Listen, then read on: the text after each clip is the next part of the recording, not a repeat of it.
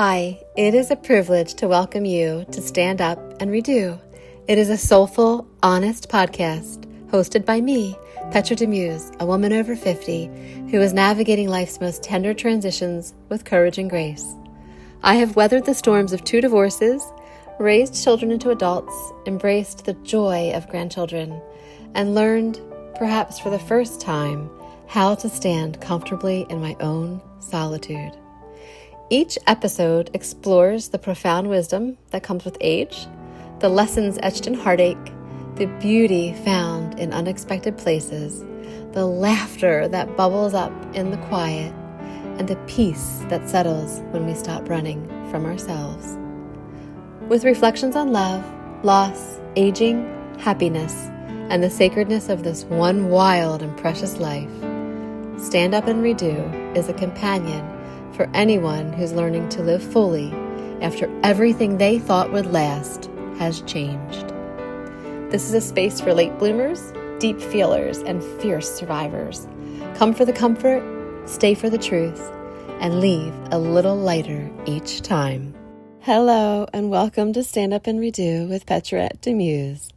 I am ecstatic that you are here because this is a podcast about a topic that is near and dear to my heart, and I'm redoing the intro because, oh my goodness, the first intro was so horrible. And this one, if you've been listening to my podcasts, you might have figured out that I often do them at like 5 in the morning or like 10:30 at night. Usually it's right before I'm falling asleep or right when I'm waking up. And this is I'm waking up, so you might hear, here it goes, hear the car. You might hear some outside traffic, just because I like to sleep with my window wide open. Even in the winter, it's crazy, right? But what I want to share with you this time is about recognizing a person.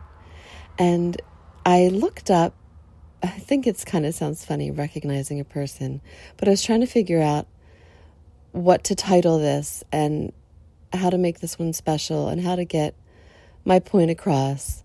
And I'm going to start off by just reading what I just looked up on ChatGPT, which is bad. I was like, well, what does recognizing a person mean? And when I looked up when I asked ChatGPT, what does recognizing a person mean? It actually said, and I started calling it. For a while I was calling ChatGPT she. I noticed some people call ChatGPT he. I'm going to start calling it because I think it's a little overrated sometimes, but I do use it a lot, so I have to be careful. Recognizing a person. Recognition can be visual, auditory, or even emotional, depending on the situation. And then I said to ChatGPT, can't say it. I said, how did you get that definition? And ChatGPT wrote, the definition I provided is a general explanation based on common usage and understanding of the term recognize. It is not sourced from a specific dictionary, but rather reflects general knowledge derived from language patterns, context, and standard definitions found in educational and linguistic resources. Well, that frightens me. To me, I think about ChatGPT as this source that is just filled with all this data, and it's pulling it. But is it truly selective? Where is it getting its data from? Who's inputting all the data? And it just makes me say to you, and think about this, to be cautious with it. I just think it's something moving forward we have to be really cautious with if that's how it gathers its definitions. But the whole point of this episode is to talk about recognizing a person. I'm going to start off with my story about when I moved here in 2002. I was looking for a job, and I had to come before I moved. I wanted to solidify a position somewhere. So I had interviewed at multiple places as some outpatient surgery centers. I had interviewed at one of the really large hospitals here in Lancaster, and then the small little hospital that I did end up working at, which was Lancaster Regional Medical Center. Well, I knew nothing about these places. I didn't have I had no perception of anything about the hospitals. Really, the only thing I knew about them is one was very large and one was small. One had 150 beds and the other had many more beds. I don't know how many beds they had, but it was just a busy, bustling hospital in the city. One was a trauma center, one was not. And I remember going to the big hospital to interview, and in my head, I actually thought that's where I would get a job because I just thought bigger, better, Well, I remember walking through the big hospital and it was really busy, and I remember walking past people in the hallway and I was with a person that was a recruiter, and she was walking me through the hospital, and she was nice, she was nice enough. She was in her interactions with people, didn't feel warm when she was walking around. She was a warm person. She was very friendly to me. But I remember then watching people interact with each other at that hospital. And the interactions there were many less warm interactions that I was observing. It was more like just robotic, like people walking up and walking here, walking there, not acknowledging other people in the hallway. And even I think we went into the food area and just felt very cold there too. It didn't have a warmth about it to me that just didn't feel like anything that was welcoming to me at all. As a matter of fact, I think I went to someone and I was talking to them about how I had applied at multiple places, and they even started to just attack the other places that I had applied to, like they were so much better than them and why would I ever want to work anywhere else but there. And it just felt cold. It felt cold. I can honestly tell you, and this is horrible because I know that a lot of people like that hospital, and I know there's a lot of wonderful people that work at that hospital, and I know that there's a lot of warmth and love in that hospital. I know it. Well, actually, I can tell you I went to the ER. I don't want to badmouth a hospital too much, but I had a really hard time in the ER as a patient there one time, and it didn't feel warm there either. It just was some of the individuals that came up and cared for me or did nice things for me. No, I can tell you, I was there in that ER probably for 7 hours, and it was the loneliest, coldest experience I've ever had, and that was recently. But beside that, I will go back to the interview at the small hospital. I went into that hospital, and in the recruiter, it was the same thing, a very professional young recruiter.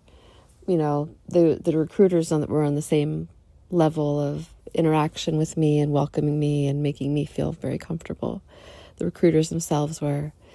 However, the feeling in this hospital, the observations I had with even her walking around, and she knew people's names.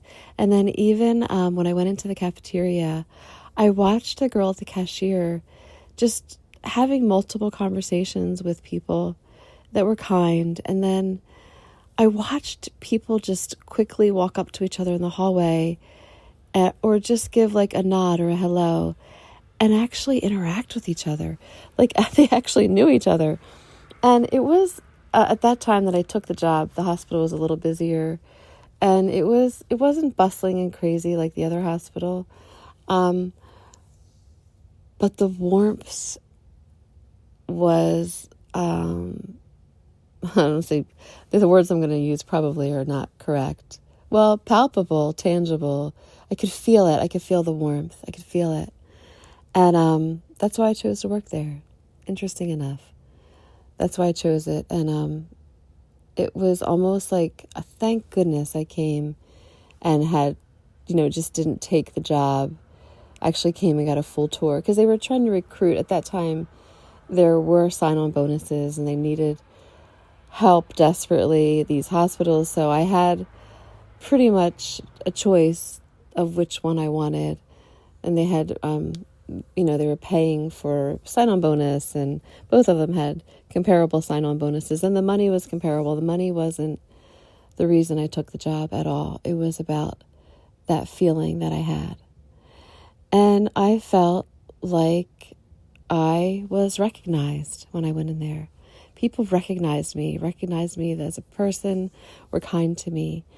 And that's what I want to portray in this podcast right now, is how it feels to be recognized or to recognize another person.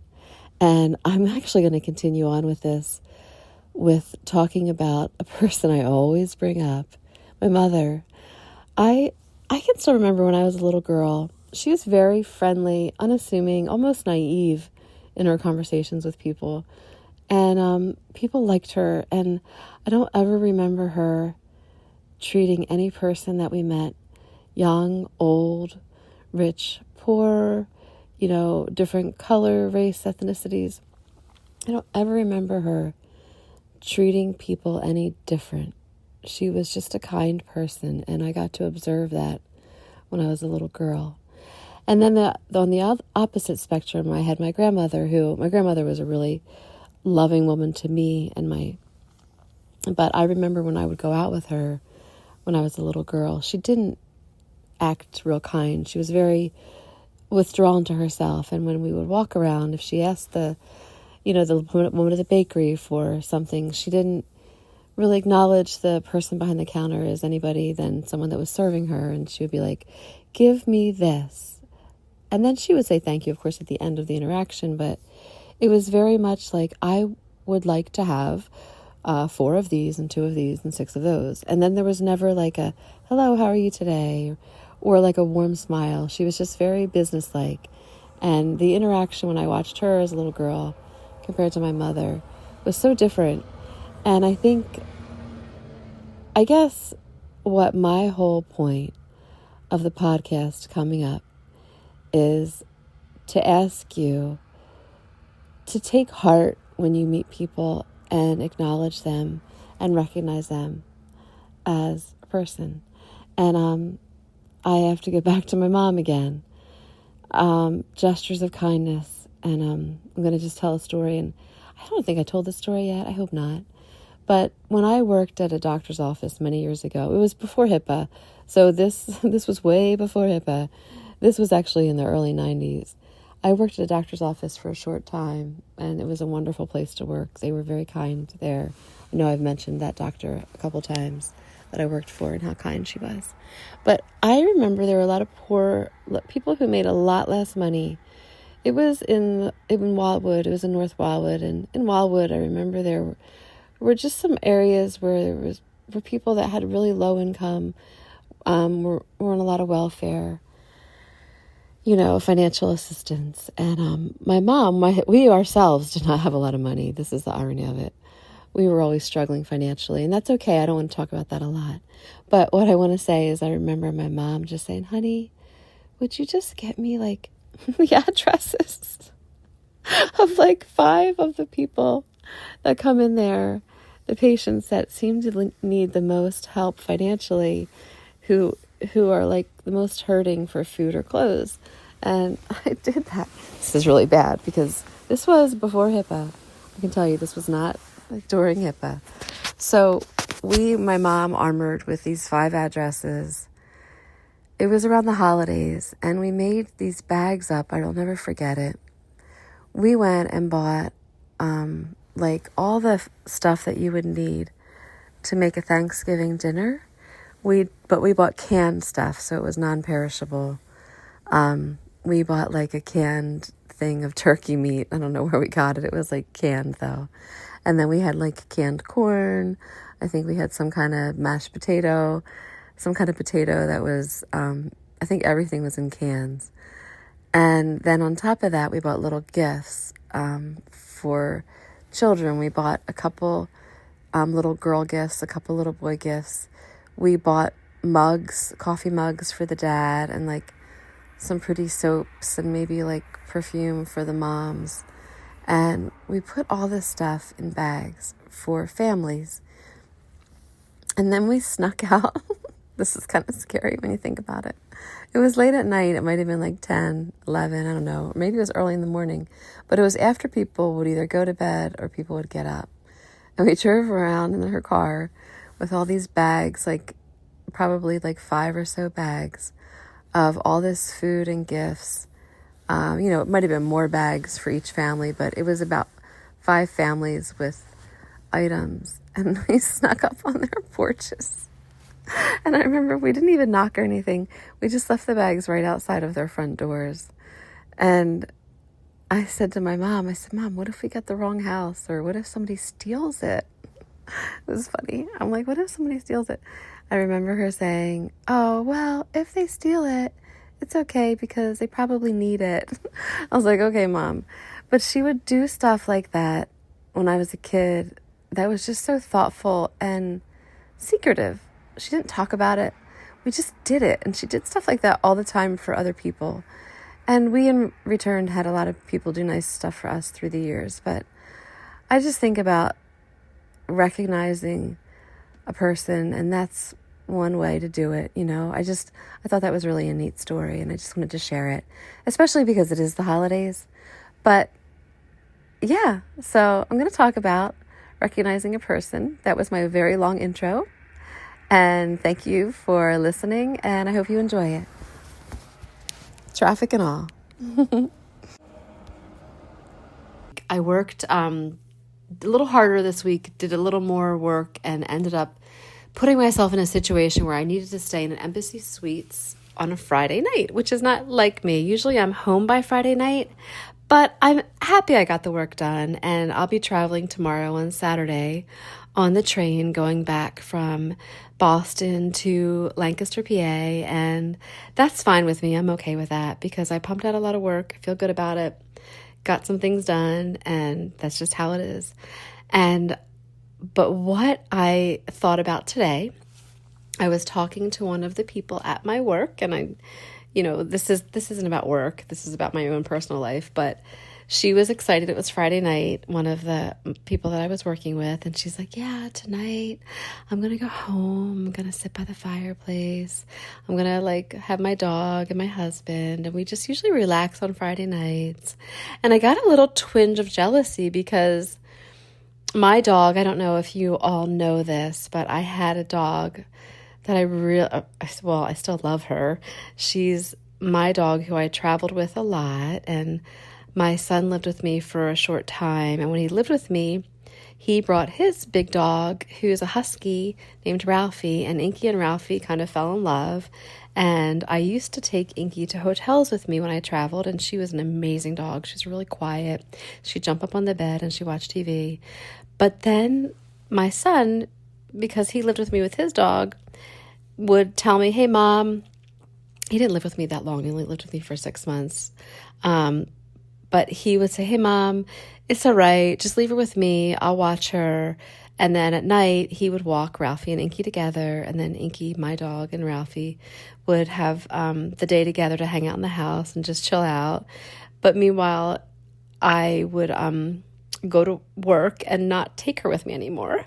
So then my son said, Mom, he was going to move out. And he was moving into a new home. It was a really nice house with his girlfriend, and he was planning to take Ralphie. And I had asked him, could you watch Inky for me still when I travel? And he said yes, but I'd have to drive her 30 minutes to get to his house. And then I'm home so seldom. I'm not really, I travel a lot for work, which I probably shouldn't announce this, but I do. And I'm home.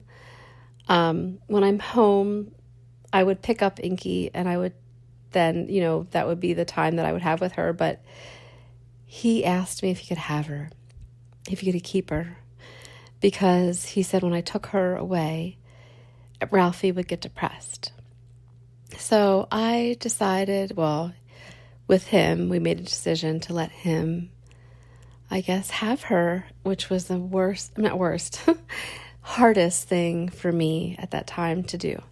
And it's okay. I don't have a dog now. I've had a dog. I have to add this. I'm pulling us back, pulling myself out of talking about the dogs because this episode is about people and recognizing people. So let's get on. About people. And this morning I woke up, went downstairs, and I had to be at work at a certain time. But before I was going to go to work, I decided to run over and get an omelet. And in the Embassy Suites, that's the one advantage, is that they make those omelets for you that are just, I love the Embassy Suites omelets. It's the one thing that brings me joy a lot when you go down and you can have somebody make an omelet for you. Wow, that's like wonderful. So I am learning just every person that I encounter to treat them with kindness and respect. And there was this man, and he was much older man, maybe like he looked like maybe he's in his 70s. I mean, I know that might sound crazy, but he definitely was beyond retirement age. And he was making the omelets. And he was very focused and very serious. And I saw him trying to organize his thoughts. And as like 3 people were coming up and ordering their omelets, he was just talking to them in this serious, very serious manner. And I walked up to him, and when he was ready, I waited for him to address me about when I could have my omelet and what I wanted in my omelet. And I was ready to order it because I knew this guy was in a rush. I told him exactly what I wanted quickly.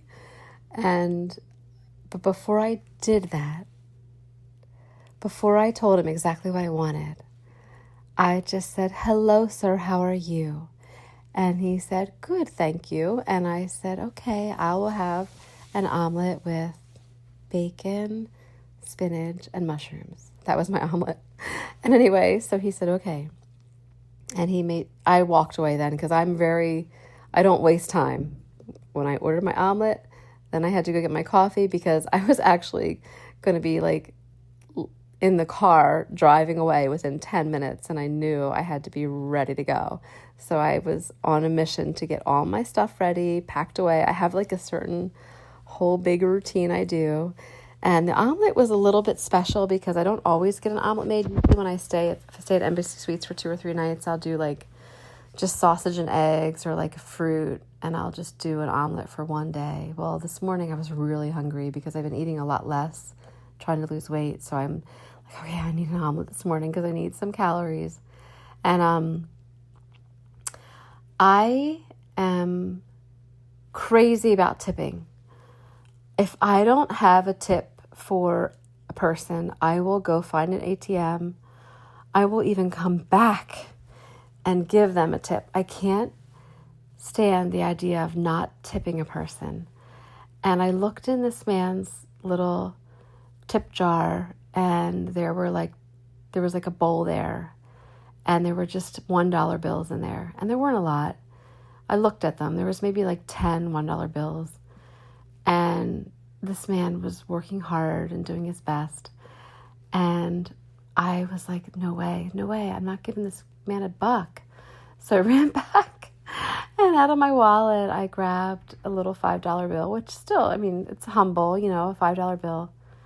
And walked over and, got my coffee and walked back over to get my omelet because I knew he was going to be doing my omelet soon. So when he did my omelet, he walks over and hands it to me, and he still looked very serious. He wasn't smiling. He was just serious. And I took the $5 and tossed it in his bowl, and he saw it, and he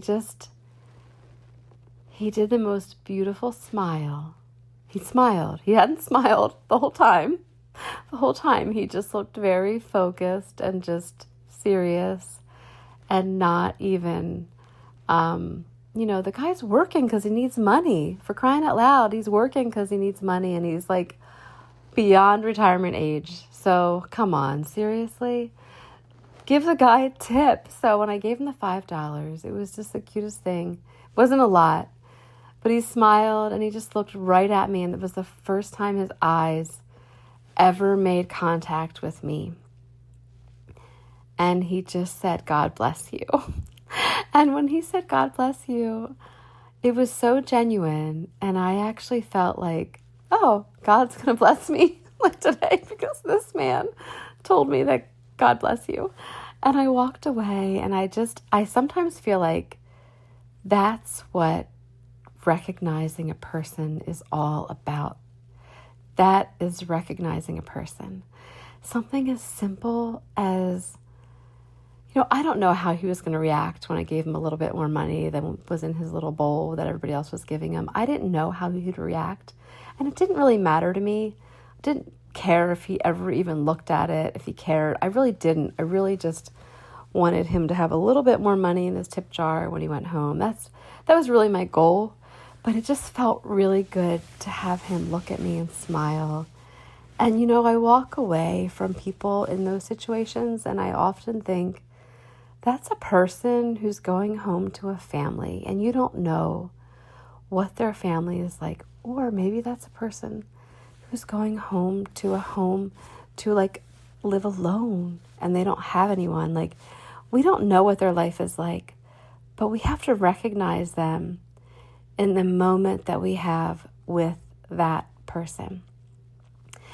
And wow, for me, that's what brought me joy for the day. I know it sounds insane, but that's what brought me joy for the day. So now I'm going to tell you about a grouchy man. And I don't know if he's ever going to listen to this podcast. I kind of hope he does. But if he doesn't, that's okay. And he might listen to it and get mad at me. I don't know. But I'm going to talk about a man who I learned a lot from this man growing up. When I was 20 years old, I had to move in with this man because me and my ex-husband were going to get married. And I'll say it, I was pregnant and didn't have any money. Loved the man that I was going to marry. It wasn't like I felt like I had to marry him. We were planning to get married anyway. But we were offered this opportunity to live with our in-laws. Well, my soon-to-be in-laws. I moved in with my in-laws for about 6 months after I got married because we were looking for a home. Me and my ex-husband, we had money to buy a home, so I had a realtor. We were just kind of living there for a little bit to save money. And I had come from a family that was very affectionate and loving, and my parents were very poor. I mean, I shouldn't say that because it probably is hurtful to say that about them, but we didn't have a lot of money. We were very humble. We lived, my dad was a working man. He was an artist, and he was self-employed, and the self-employed artist, I'll just say this is the plain and simple fact. A self-employed artist is not a businessman. That's all I'll say.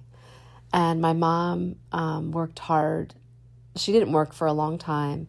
And then she did become a nurse when she was in her 40s and was able to make a nice income. But when I was younger, we didn't have a lot of money. And actually, she wasn't even a nurse until after I moved out. So our life when I was young and lived at home was different than later from when they started making a little more money. But when I was young, they didn't have a lot of money. So either way, I can keep talking about that, but that's nonsensical and silly. But what I was going to say is I moved in with this man and his wife, my in-laws, who were just, there's so much amazing things I could say about this couple. But it was a shock when I first moved in with them because they didn't have the relationship that my parents had.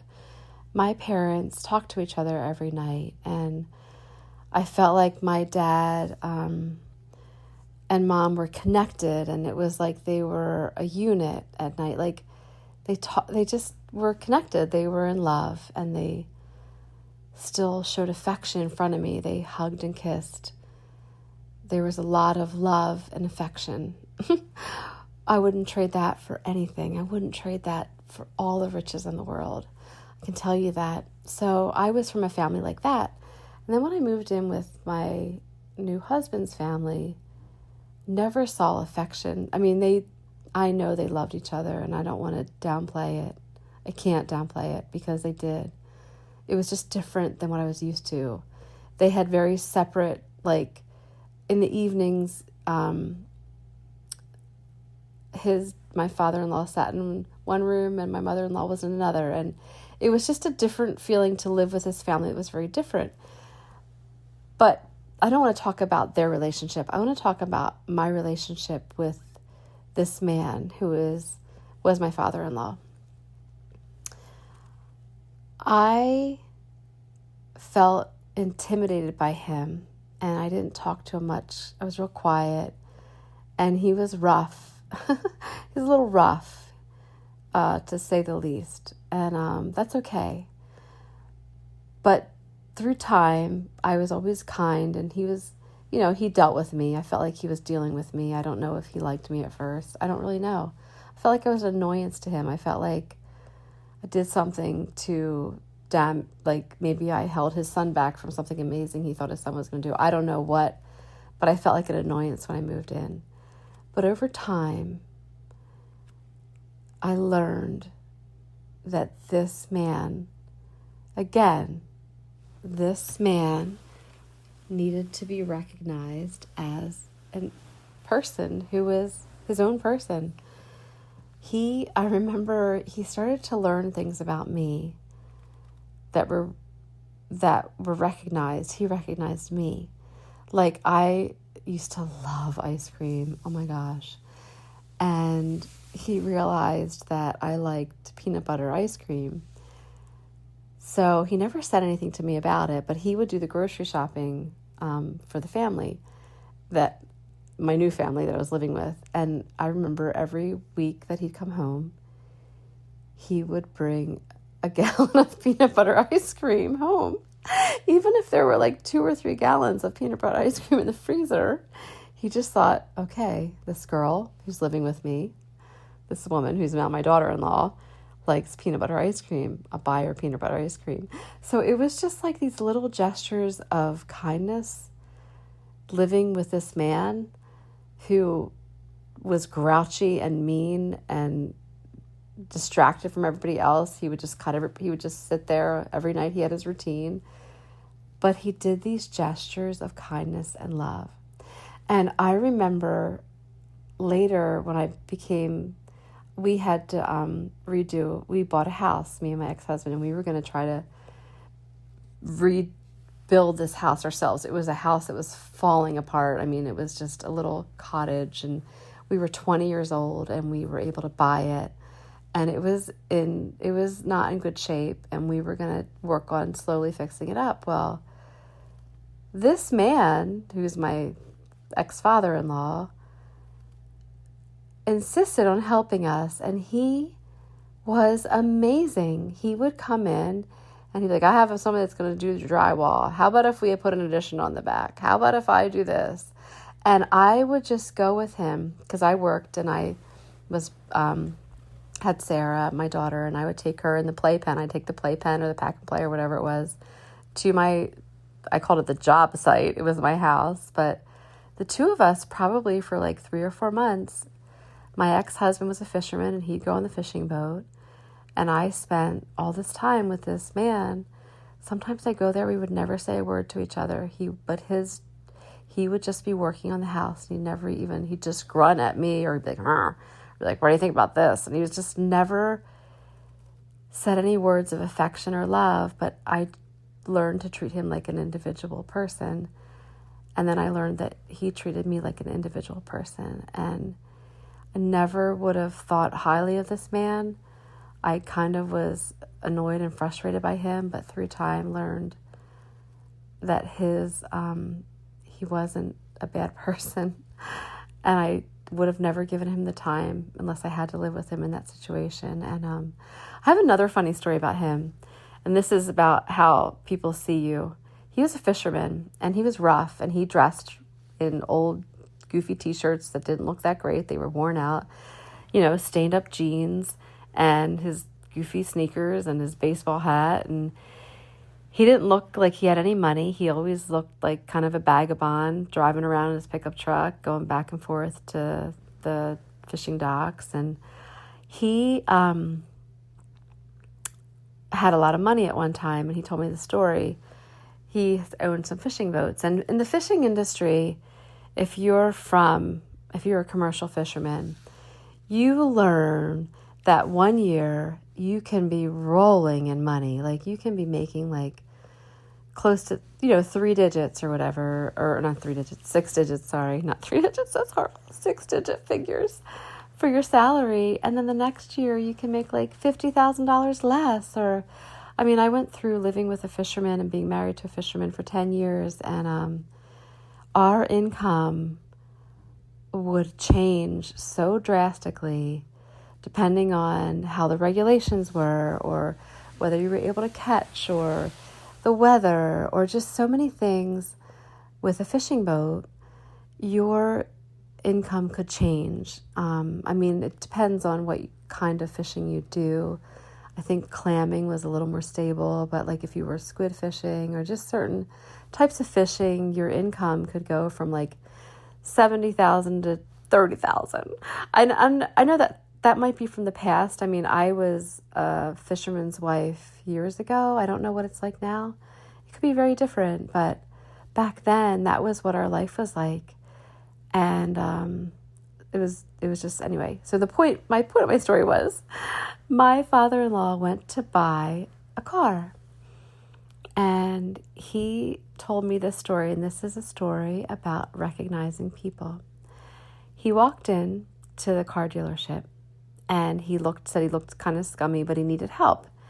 And this person walked up to him and just acted so snooty to him, because they thought, well, you're not going to buy a nice car. You're wearing these. This is with his perception of what the person thought, but the person was just so mean to him and acted like, blew him off, and wasn't very kind to him when he was asking him questions about, I don't know if it was a woman or a man, whoever it was. They just were treating him in a bad manner. They weren't treating him kindly. And he decided, you know what? No, I'm not going to talk to you anymore. And he walked over to another salesman and said, "Can you help me, sir?" And the person's like, "Yeah, sure." And the person was very amicable and friendly. And he said he bought a brand new Corvette and a brand new conversion van, like one of those vans that you has like a bed in it, and you can go on long road trips and everything. But that's a lot of money to spend. And he dropped it instantly right then. And the worst part was, I think his mission was to just like rub this in to the other person. And he told that story like, "Well, guess what I did?" And then that other person that treated me bad was like, "Well, was just like, what?" Because they were mortified that he had bought these expensive vehicles from this other person, and that person lost the sale. And you know what? As much as I don't like vengeance or like spitefulness, it was an interesting story to me, because I thought, you know what? That person was treating him mean. Why should he have to deal with that? Why shouldn't he walk over to another person who's going to treat him kindly and then give that person that big sale? Now, I don't know if when he went in there, that was his goal, to buy both of those things at once, or if he was like, "Well, guess what? I'm going to show you." And at that time in his life, he was making a lot of money and he could afford to do that. And I don't know if I like that story. I don't like that story. But the idea of the story is that that woman or that man, that was the first person, the salesperson at that car dealership, already judged him, already had decided, didn't give him recognition, didn't even acknowledge him in a kind manner to find out anything about that man. And I just love that story. And I remember Oprah Winfrey, at the same time that he told me that story, because this was years ago, was doing this thing on her show where she would have people like dress in like clothing where they didn't look like they had a lot, and then have people dress up and notice how people treated them differently. And, I understand that. I do believe that if you're going to go into a situation where you want to be recognized, especially if it's a professional situation, that you should dress professional. I'm not saying that you should be able to dress like in dirty clothes and walk around and be like, I feel like you should dress your part. That's what I'm saying. But at the same time, I also feel like people who don't dress the part or who are in different situations than you're in should be recognized and treated kindly. And I had to tell that story because I loved that story that he told. It just really put a lot of things into perspective for me, because I find when I meet a person, I judge them right away. I do. I won't lie. I won't pretend I don't. But then when I pause and I stop and I recognize them as a person, I find that when I give that person a chance to maybe have a conversation with me or to show some interest in them, that there's more to that person than I knew. And if I go by my first perception of them, and you have to follow your gut. I'm not saying that you have to be so naive and unassuming that you're like, you put all logic and intelligence aside and you put yourself in a dangerous situation with a stranger. But I am saying that you can't assume that you know what a person is like until you talk to them. And my next thing is going to be talking about being a nurse in the hospital. And I used to have a lot of patients that were very old, like a lot older. And I remember the one question I would ask them, especially who was an older person who was maybe like 80 or 90 or 100, who had gotten all the way into the hospital. And obviously they lived a pretty healthy life until at some point they started getting sick and having to be in the hospital. So my question to them was, what is your secret? What's your secret to how you've gotten to be so healthy at this age? And I would kind of like word it like that. So I didn't say, what's your secret to how you got so old? I would say, what's your secret to how you've gotten to be this age and you're so healthy? And I loved hearing what they would say.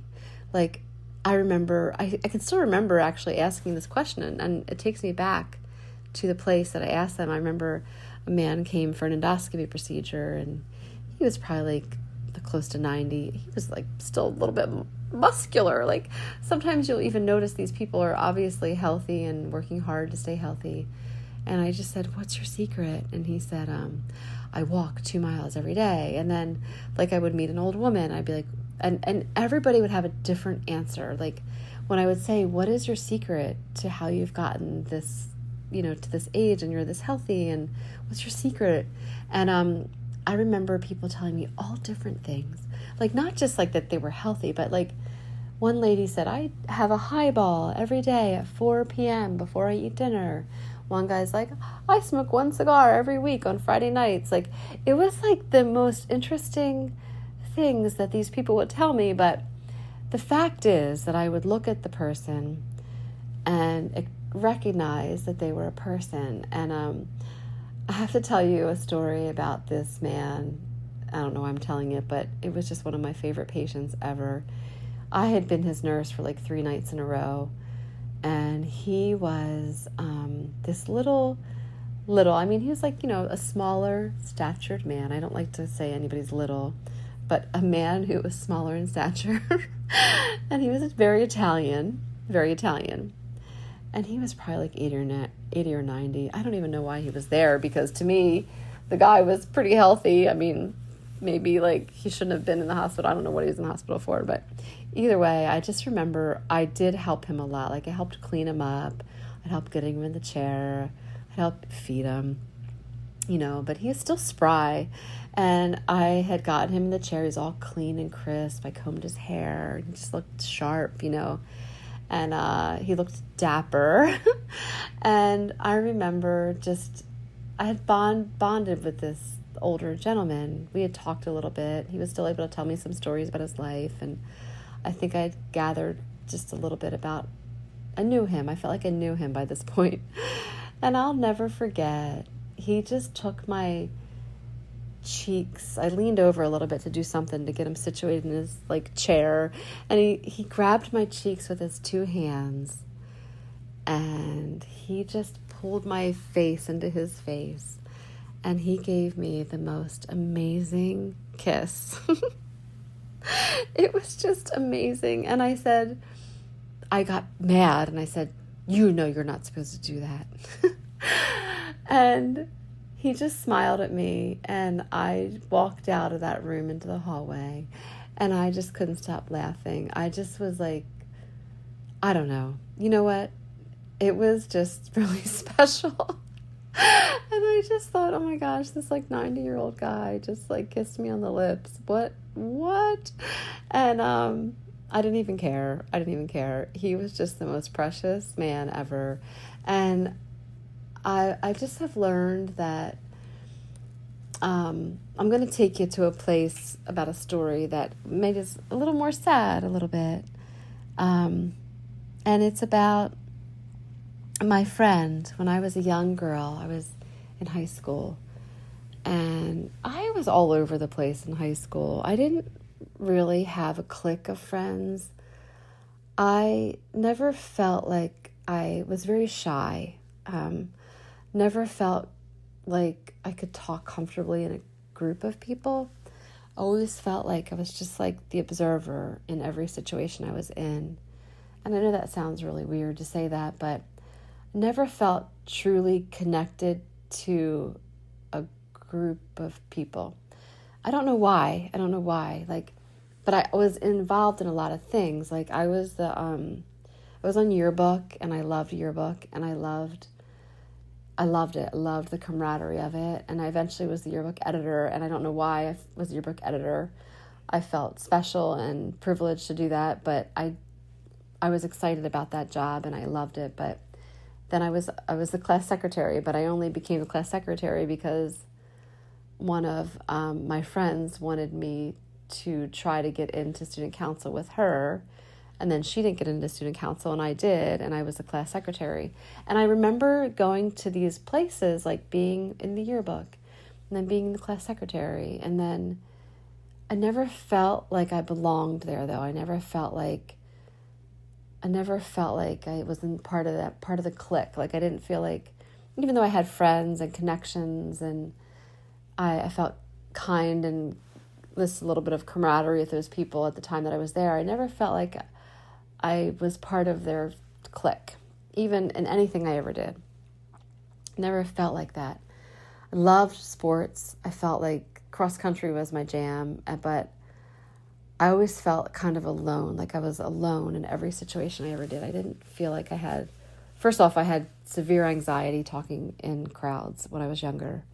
So I couldn't talk in a crowd of people. Like I just felt like I would clam up when they were like, if I was alone with a person or with maybe just two other people, I could talk. But when I was in a crowd, I don't know, it was like social anxiety, I guess. I had severe social anxiety. I really couldn't talk in a crowd, which sounds weird, but I couldn't.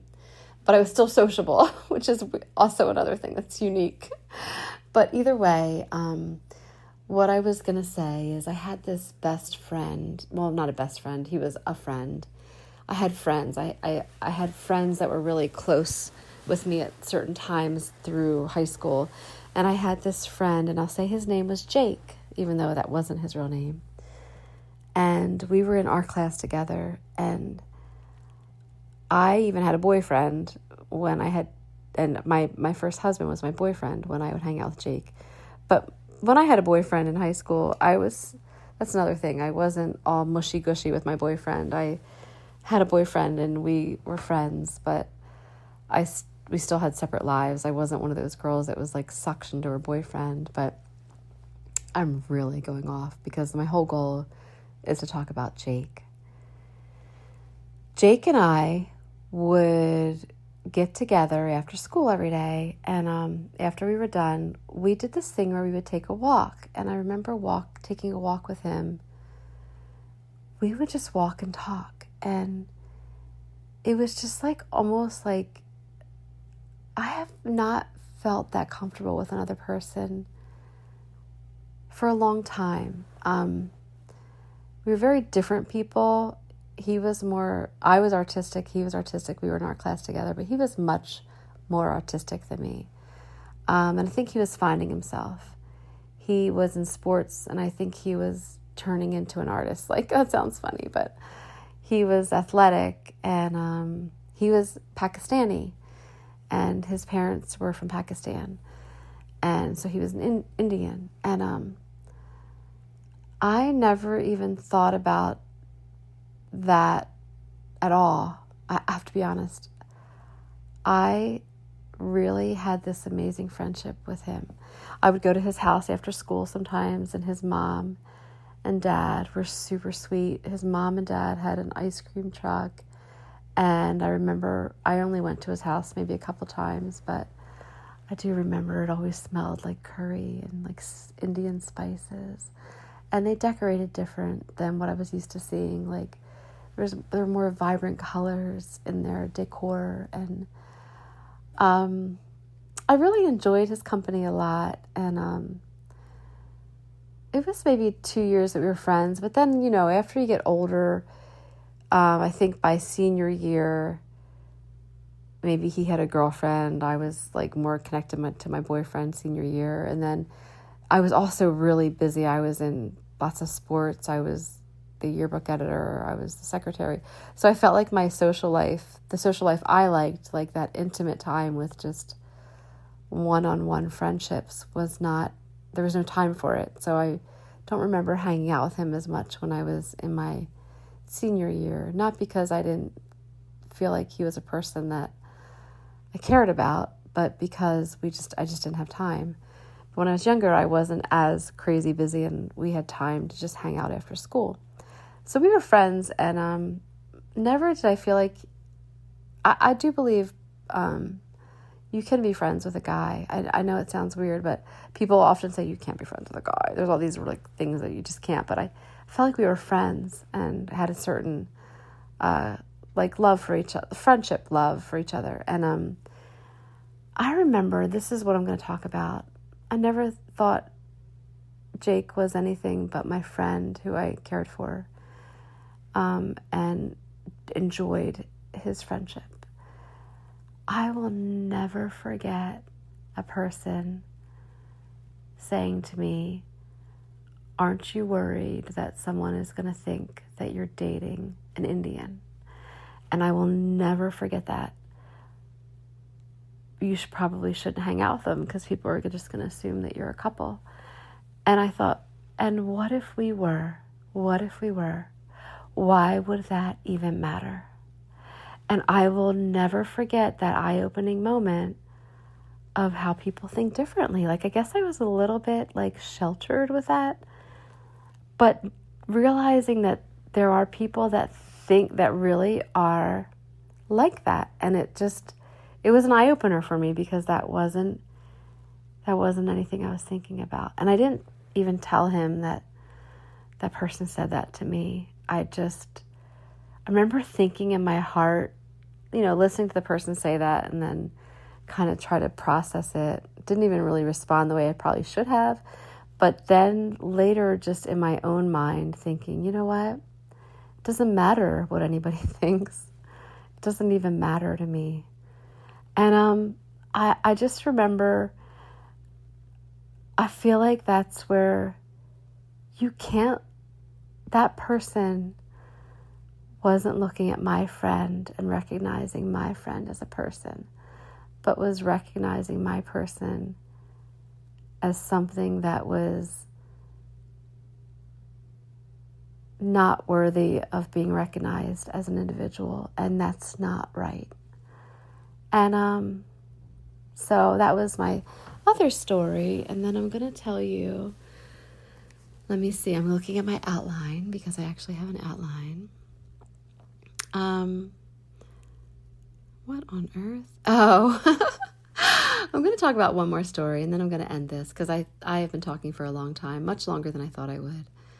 But I told you about my Italian man who happened to be older, that kissed me. But now I'm going to tell you about the annoying man in the waiting room. So I became a director of surgical centers, And I had a nice, I thought it was a neat, diverse group of women. I didn't really have any men that worked for me. I always wanted to have a male nurse. Oh no, we did have a male nurse. We had one male nurse.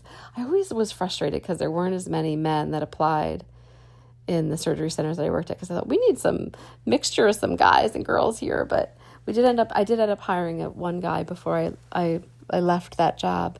But it was mostly all women nurses, and they all worked, and we were in a surgical center, and I was the director of the surgical center, and I had to deal with a lot during COVID, which we all had to deal with a lot because, we had requirements. You had to wear a mask in the back or you couldn't come in. And then we had people that refused to wear masks. And then, then we had to figure out how to deal with that. And then I wasn't supposed to let anybody into the back without a mask. I mean, it was just so intense. And I won't even get into how I really feel about that situation. But I'll just tell you that I had a couple women who were Spanish that worked for me.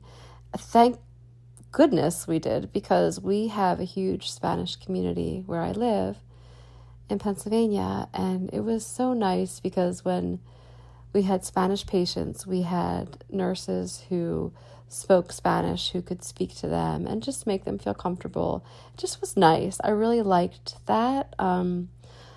Anyway, so I just had this, I felt so bad for this nurse. She was a really nice nurse, and she was a Spanish woman. And I remember this man was refusing to put a mask on, and she went out and she said, "Sir, I'm so sorry, but in order to come to the back clinical area, you're going to have to put a mask on." And I know she was speaking kindly to him. I know. He made so much fun of her, and I was like, I had to actually didn't know how to deal. I was so angry.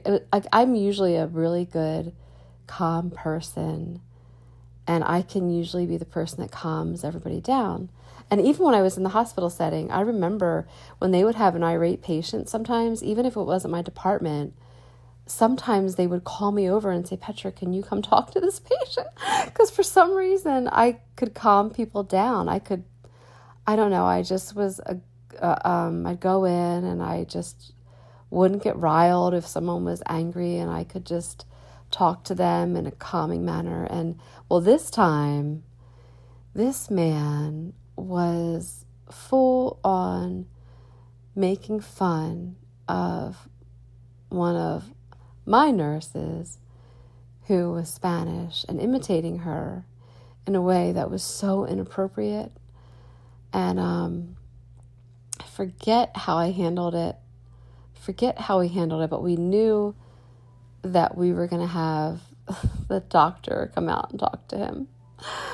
And his doctor happened to be a woman who was of Asian descent, and I loved her too. And she came out and she approached him very kindly, and she just said, she told him it was inappropriate how he was treating her, the nurse. And there's something about doctors, it's so weird, and I've noticed this through my career. The patient will be flipping out on a nurse and giving the nurse a hard time. But when the doctor comes out, there's this respect. And all of a sudden, the patient's super nice. And you're like, oh my gosh, I can't believe that. We're all people. We all deserve to be treated kindly. But I just had to share that story. I guess just the way that he treated her was horrible. And I just can't. Anyway, I guess what I want to say is to treat everybody like an individual, to give everybody a moment of your time. Go with your gut. I mean, if the person's scary or you feel that they're going to be aggressive to you, just cool it off and back it down. There might be a situation where you walk up to a homeless person, and I've given homeless people food, and sometimes they look scared at first, and they look like they're going to get angry, and then I pause and I think, should I have done that? But then they reach out their hand and they take it and they look like appreciative for it. But if they were to look aggressive or angry at a homeless person, or I wouldn't walk up to that homeless person, but I can usually, if I feel that they're going to accept my gift, I will go walk up to them and give it to them. But you do have to follow your gut. I mean, I'm not saying to like be naive in that manner, but what I'm saying is don't judge a person. Don't dare judge a person until you treat them like an individual, until you recognize that person. Recognize that person, not by an assumption, but by corresponding with them, talking to them, and getting to know them, and treat that person as an individual. Recognize that person as an individual, and thank you. Hi, I'd like to give credit to Sarah Gephardt for the cover page of this podcast. This podcast is a work based on the personal experiences, reflections, and memories of the speaker. The events described are true to the best of the speaker's knowledge and recollection. Some names, locations, identifying characteristics, and timelines have been changed or altered to protect the privacy of the individuals involved. In some cases, composite characters have been created or dialogue has been reconstructed based on memory. The intention of this podcast is not to defame, malign, or harm any individual or entity. Rather, it is to share the speaker's journey with honesty, vulnerability, and integrity. Any opinions expressed are solely those of the speaker and are not intended as statements of fact regarding any person, group, or organization. Listeners should keep in mind that human memory is inherently subjective and selective, and while every effort has been made to ensure accuracy, this podcast reflects the speaker's perspective and truth. Thank you.